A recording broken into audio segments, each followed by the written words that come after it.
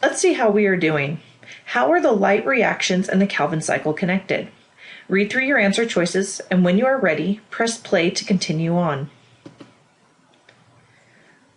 Good job. The light reaction and the Calvin cycle work in a cycle with each other. They feed off of each other's products to create the reactants of the next cycle. Now I want you to open up your lab manual, and regardless of if you have done this lab yet, read the photosynthesis lab and look at the manual instructions. Make a list of which parts of the lab will be highlighting the Calvin cycle and which parts will be highlighting the light cycle.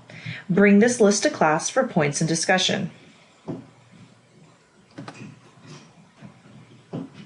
Photosynthesis is dependent on water. This asks the question, what do plants that are in hot environments do to protect their water? On the right-hand side of this image is a typical pattern of a C3 plant.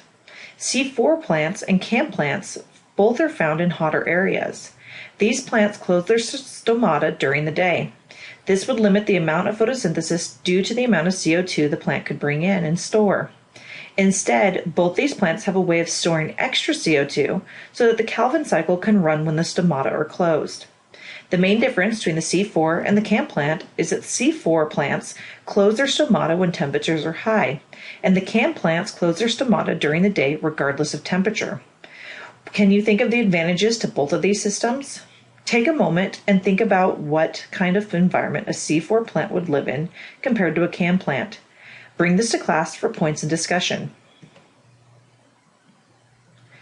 Let's review our objectives. How are you doing? Which objective are you still struggling with the most?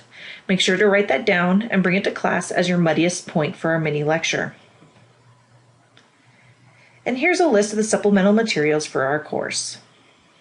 Once again, if you have any questions about any of the topics that we've discussed today, make sure to either email me, come to my office hours, or see me in class to discuss these.